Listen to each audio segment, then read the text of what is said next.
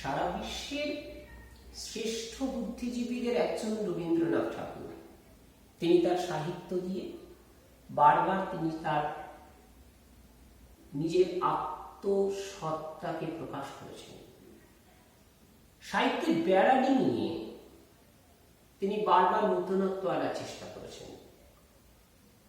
তার সাহিত্য ভাণ্ডারের এমনই একটি নতুন ধরনের সৃজিত গ্রন্থ যার নাম লিপিকা, এবং সেই লিপিকার অন্তর্গত কর্তার ভূত আজ আমাদের পাঠ্য। এই কর্তার ভূত এটি তাত্ত্বিক বিশ্লেষণ আজ আমার উদ্দেশ্য। এই লিপিকাতে মোট ৩৯টি রচনা ছিল এবং রচনাটি প্রকাশিত হয় ১৯২২ সালে।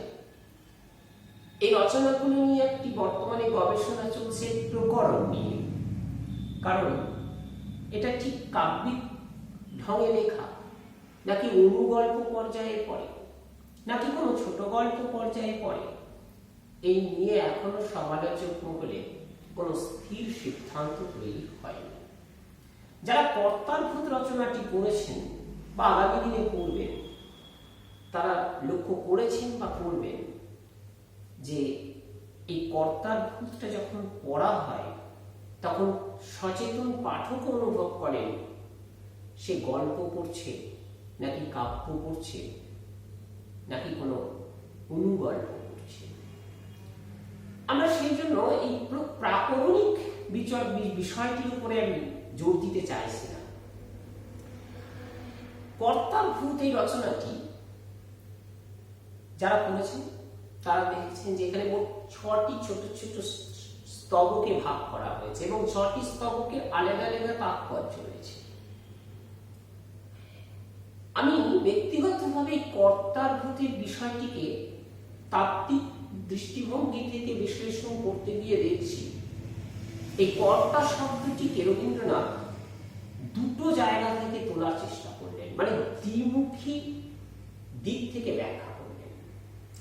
একটা হচ্ছে ইউটিলাইজেশন এবং একটি হচ্ছে ট্রান্সপ্রেশন, অর্থাৎ একটি জেনারেশন থেকে আরেকটি জেনারেশনে এই কর্তা যেন সঞ্চারিত হচ্ছে, সেই জন্য এটা ট্রান্সপ্রেশন।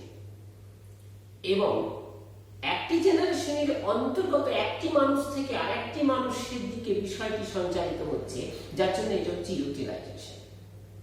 এখন এই কর্তাটা কি খুব ভালো করে যদি আমরা ব্যাখ্যা করি, আমরা একদম শেষ থেকে চেষ্টা করি এই গল্পে কর্তা ঠিক ব্যাপারটা কি, তার জন্য রবীন্দ্রনাথ একটি শেষে অসাধারণ কথা বলেছেন। কেউই নয়, এই কর্তা হচ্ছে আমাদের মগ্ন চৈতন্যের গভীরে লুকিয়ে থাকা কিছু অযৌক্তিক চিন্তাধারার একটা পিণ্ড, আর কিছু নয়। কেন? ছোট ছোট স্তরে তিনি এই বিষয়টিকে ব্যাখ্যায়িত করেছেন। আমরা যদি এই গল্পটিকে একটু খুব সচেতনভাবে পাঠ করি এবং তার বিশ্লেষণে ন্যূনতম প্রচেষ্টা করি, তাহলে এমন কিছু শব্দকে খুঁজে পাব যার অর্থ কিন্তু একাধিক।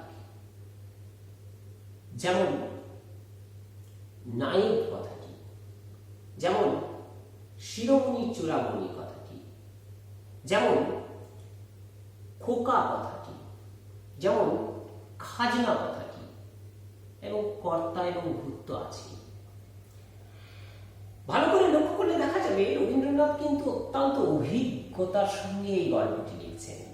কারণ আমরা জানি যারা রবীন্দ্র দর্শন সম্পর্কে সচেতন, যে ব্যক্তি জীবনে রবীন্দ্রনাথ পাশ্চাত্যের বিভিন্ন দেশ পরিভ্রমণ করেছেন, অভিজ্ঞতা সঞ্চয় করেছেন এবং সেই অভিজ্ঞতাকে সৃজন করেছেন তার সাহিত্যে। এই কর্তার ভূত তারই প্রতিফলন। এখানে একটি রাষ্ট্রনৈতিক শোষণ, একটি সামাজিক দুর্বলতা এবং আমাদের মগ্ন চৈতন্যের গভীরে লুকিয়ে থাকা কিছু অযৌক্তিক চিন্তাধারার জন্যই পাশ্চাত্য দেশের সঙ্গে আমাদের দেশের প্রগতিশীলতার ক্ষেত্রে একটি পার্থক্য তৈরি হয়ে যাচ্ছে। কর্তার ভূত এই পার্থক্যটিকে চিহ্নিত করছে। আমি কেন বলছি এই কথাটি? রবীন্দ্রনাথের গল্পটিকে একটু বিশ্লেষণ করা যাক। আমি গেলে ঠান্ডা রাখবে কি, গল্পের প্রথমে যেভাবে শুরুটা করা হচ্ছে এবং শুরুর দিকে এই কথাটিকে ব্যবহার করা হচ্ছে, অর্থাৎ ঠান্ডা রাখলে কি কোথাও সামাজিক বিশৃঙ্খলাটা চলে যাবে? সামাজিক শৃঙ্খলার নামে ঠান্ডা রাখাটাই কি প্রয়োজন? তা যদি হতো তাহলে দেশে এত বিপ্লব হয়েছিল কেন? বিপ্লব তো কখনো ঠান্ডার জায়গার সঙ্গে সম্পৃক্ত নয়। আমরা যদি এই ঠান্ডা থাকি, অর্থাৎ অর্বাচীন, বারবার এই গল্পের মধ্যে অর্বাচীন শব্দটিকে ব্যবহার করা হচ্ছে, এই অর্বাচীন গুলোকে যদি ঠান্ডা রাখা যায় তাহলে এক শ্রেণীর মানুষের ব্যবসায়িক স্বার্থ সুরক্ষিত থাকবে। সেই জন্য একটা বিশেষ কৌশলের মাধ্যমে শাস্ত্রকে টুলস হিসেবে ব্যবহার করে আমাদের প্রত্যেকের মনে বিধিবদ্ধ কিছু সংস্কারকে তুলে ধরা হয়েছে। এই রবীন্দ্রনাথ একটি কবিতায় বলেছিলেন যে যে জাতি জীবনহারা অচল অসার, পদে পদে বাদে তারে জীর্ণ লোকাচার। এই লোকাচার যখন লোকের থেকে বেশি হয়ে যাবে তখন সেই জাতির কিন্তু বিনাশ খুব দ্রুত ঘটবে। সেজন্য বারবার বলছে যে অন্যান্য দেশের সঙ্গে আমাদের দেশের মূল সমস্যাটা হচ্ছে অন্যান্য দেশকে ভূতে পায়নি, আমাদের দেশকে ভূতে পাচ্ছে। এই ভূত কে?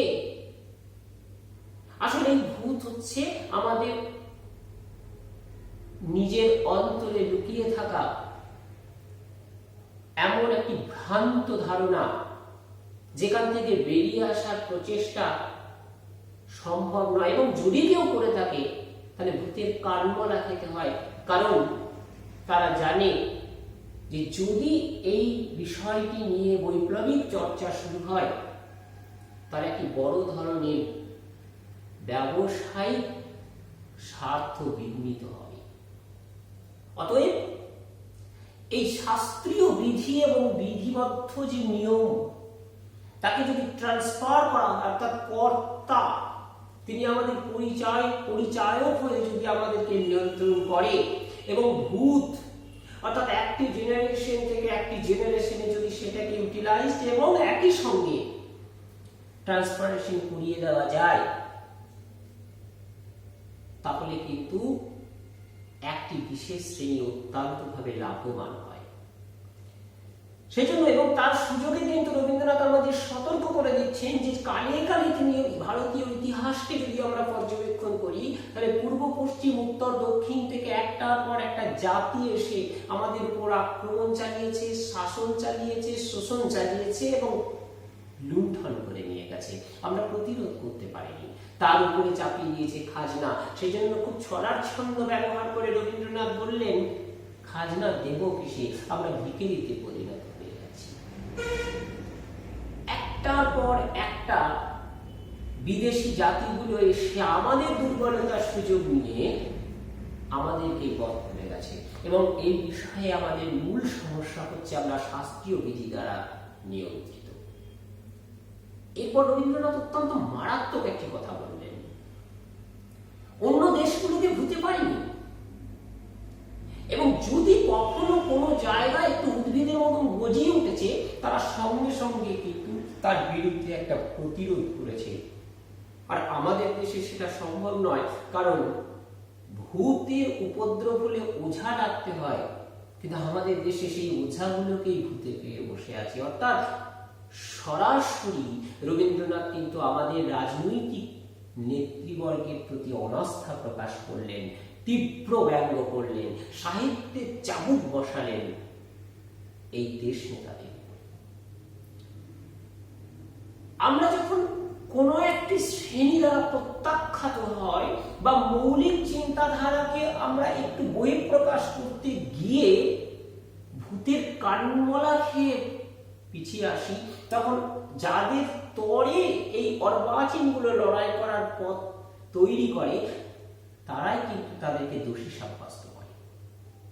কর্তার ভূত কেন মরবে, কিভাবে মরবে, যদি জেনারেশনের পর জেনারেশন এইভাবে কর্তার ভূতকে এখানে রেখে দেওয়া যায়, তার জন্য দায় এবং দায়িত্ব কিন্তু আমাদের। এই শিরোমণি বা চূড়ামণির মতন যে পার্টি বা টিম, তারা যেভাবে সিবিআই অর্থাৎ এই নায়কগুলোকে ছেড়ে রেখেছে, বিভিন্ন রকম গবেষণা ধর্মী যারা দূত হিসেবে কাজ করছে, তারা গিয়ে যখনই উপরের স্তরে এই রিপোর্টকে পেশ করছে যে কোনো একটা শ্রেণী প্রগতিশীল হয়ে উঠতে চাইছে, তখন তার উপরে নেমে আসছে বা সেই শ্রেণীর উপরে নেমে আসছে একটা রাষ্ট্রীয় শক্তির প্রেশার বা চাপ। ফলে নুয়ে পড়ছে এই অর্বাচীনগুলোর জীবন।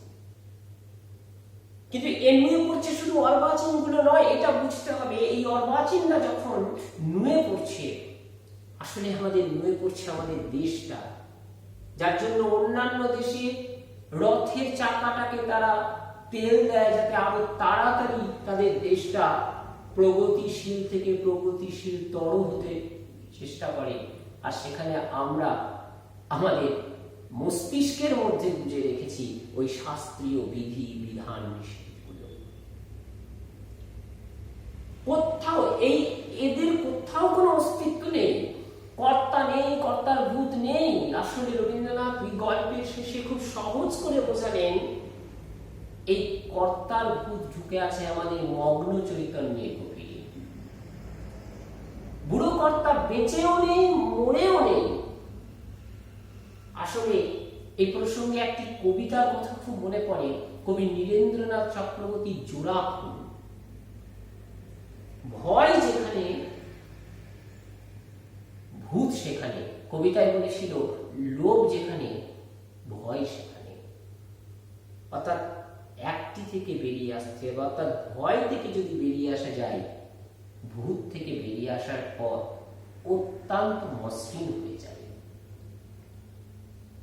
এভাবে কর্তার ভূত গল্পে আমাদের এই সনাতনী চিন্তাধারা, যে চিন্তাধারা নাকি কোনো মৃত্যু নেই,